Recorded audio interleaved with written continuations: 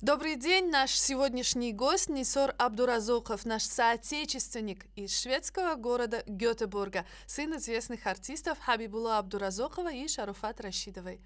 Ему 40 лет, он окончил специальную музыкальную школу имени Зиодуло Шахиди в Душанбе, а с началом войны в Таджикистане в 1992 году поехал в Ташкент, чтобы продолжить учебу в консерватории по специальности пианиста. Позже Нисор отправился в Швецию и обучался там в магистратуре на фортепианном отделении музыкального университета. Последние 13 лет Нисор вместе со своей семьей проживает в Швеции. Он создал свою Гетеборгскую музыкальную академию. Нисор Абдуразоков сейчас обучает или преподает 22 ученикам в самом разного возраста, от 5 до 55 лет. Нисор, пожалуйста, расскажите для наших зрителей о том, как работает ваша музыкальная академия.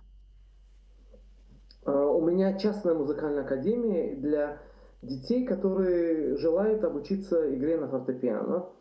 И мы за последние 7 лет уже, у меня некоторые ученики добились очень неплохих успехов в том, что они взяли международные премии. У нас уже свыше 10 международных премий на различных конкурсах. В таких городах, как Париж, Берлин, Ньюкасл, Стокгольм, Санкт-Петербург тоже. И все дети, в основном у меня дети занимаются, как вы и сказали, обучаются у меня игре на фортепиано. Ну и не только дети, да, получается, по возрасту? Да, есть и взрослые, но их очень мало. Как правило, в основном дети, и я их обучаю по специально выработанной мной методике, которые приносят, как мне говорят, очень неплохие результаты. В чем заключается ваша особая методика?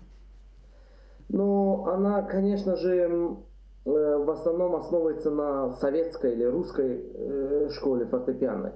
Но так как в Швеции не заставишь детей или там из-под палки, или ремнем там, или все, то я особо, моей методике очень большое значение имеет разговор. Я очень много разговариваю с своими учениками, чтобы они поняли и сами от своего желания садились за рояль и занимались каждый день. Швеция стала той страной, которая позволила вам осуществить свои замыслы, реализовать себя. Ведь период вашей активной учебы пришелся на годы гражданской войны в Таджикистане. А представьте, как многое упустили ваши сверстники, может быть, ваши одноклассники, пережившие войну, у многих реально сломана жизнь. Я знаю, что вы ездите домой к родным, вы встречаетесь с друзьями. Не возникало ли у вас идеи продолжить работу в Таджикистане, как бы уже пополнив свой опыт или передать свой опыт вашим таджикским друзьям там? Да, к сожалению, не всем повезло, так как повезло мне. Я помню эти ужасные времена, 90-е годы. Было очень тяжело, было всем тяжело, многие друзья уехали, но некоторые остались. И меня в Душанбе где-то не было 7-8 лет, и по возвращению, когда я приехал в 2004 году, то было тяжело на душе, так как я узнал, что некоторые мои друзья, они погибли. Кто-то от наркомании, кто-то еще от чего, там, у некоторых была очень большая депрессия. Конечно, на душе было очень тяжело.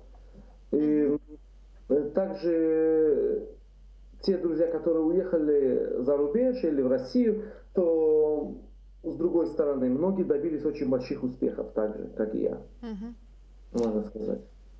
Но вот хотели ли бы вы как-то поделиться какими-то секретами вашей работы, успехами своими в Таджикистане и поддержать тех ребят, которые как раз-таки, о которых я сказала, у которых вот на самом активном периоде жизни была сломана вот эта вот стезя, может быть, карьера, может быть, замыслы разрушены?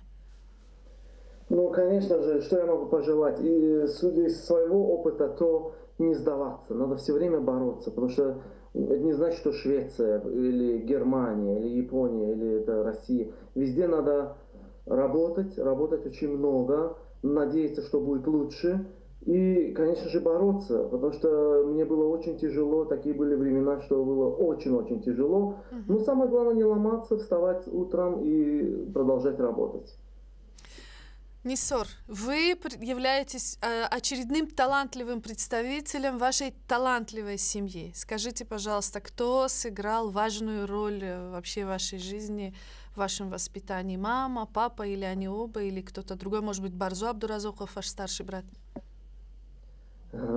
Конечно же, и мама, и папа. Здесь у меня и мама, она, я ее очень люблю, повлияла на меня очень сильно с детства. Потому что я всегда видел, как мои родители очень много работали. Всегда. Это, может, от них и перешло мне. Я с утра до вечера работаю и продолжаю работать. И, конечно же, и очень большое влияние, вот в основном вот все мои правила жизни, которым я следую, это перешло мне от отца. Мгм. Отец со мной и так как и также и с другими братьями всегда разговаривал много, объяснял, что как надо, что хорошо, что плохо. И это, конечно же, мне послужило такой опорой в жизни. Я всегда опираюсь на слова, которые мне говорил и говорит до сих пор отец мой. Ну, скажите какие-то, наверное, главные постулаты, которые вам говорил, передавал ваш отец, которые, наверное, стали главным в вашей жизни. То, что вам помогает жить, то, что вам помогает осуществлять себя, раскрывать себя в качестве художника. Ну, самое главное, чтобы совесть была чиста. Надо работать так и делать что-то там. Допустим, в моей сфере преподавать, там, фотографировать. Чтобы ты вечером приходил, и твоя совесть была чиста. Это для меня, кажется, самое главное. Потому что есть люди, которые на горе других делают там состояние или что.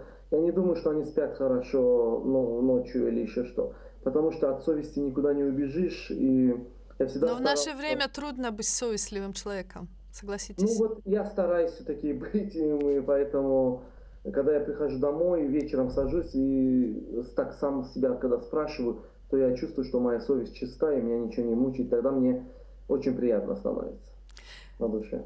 А вас пользователи социальных сетей, особенно Фейсбука, знают еще как и талантливом фотографе.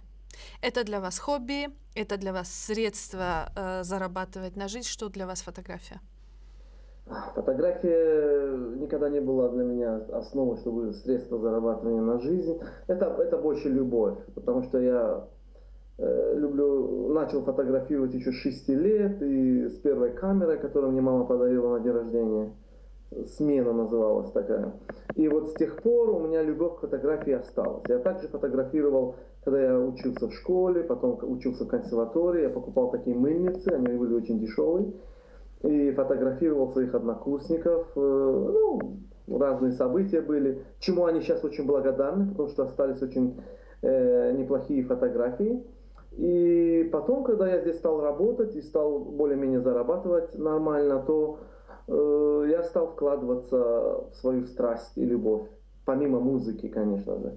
И вроде бы люди говорят, стало неплохо получаться, но все тоже это, я хочу сказать одно, что это не обязательно купить дорогой объектив и дорогую камеру, надо много учиться. Так как я люблю учиться, я учился до 33 лет, даже, говорят, некоторые заучился, то я учусь у лучших других фотографов, которых я люблю, слежу за их работами, смотрю другие, учусь у художников, старых художников, там, Ренессанса, там, Мгм. импрессионизм. Надо учиться, все время учиться, чтобы глаз видел то, что не видит у обычных людей. Глаз у фотографа должен быть очень такой хороший. Да, я думаю, многое за вас сейчас скажут ваши фотографии, которые мы обязательно продемонстрируем нашим зрителям. Последний вопрос. Если посмотреть глобально, у каждого человека, вы человек цельный, я вижу, у каждого человека есть своя какая-то большая задумка, большой план в жизни, цель. Вот какая у вас цель в жизни? Самая, не знаю, самая заветная, самая серьезная, которая будет иметь большой смысл для вас лично? Воспитать хороших детей. Конечно же, это клише уже говорит, что моя цель стать лучшим фотографом мира там, или лучшим педагогом. Это, конечно же, я к этому стремлюсь, я не хочу делать ничего плохо, стараюсь это, но нет вот так, чтобы вот прямо в голове сидело это. Я просто хочу делать хорошо все. Но вот цель, которую вы говорите, вот в душе сидит, чтобы воспитал я, у меня сейчас сын, ему 5 лет, чтобы он стал хорошим человеком. И дай Бог еще, если дети мы ждем второго ребенка, чтобы тоже родилась здоровой и воспитать хорошего человека. Это для меня самая заветная цель. Спасибо большое. С нами был Нисор Абдуразоков, талантливый художник, талантливый музыкант и хороший человек. Спасибо вам.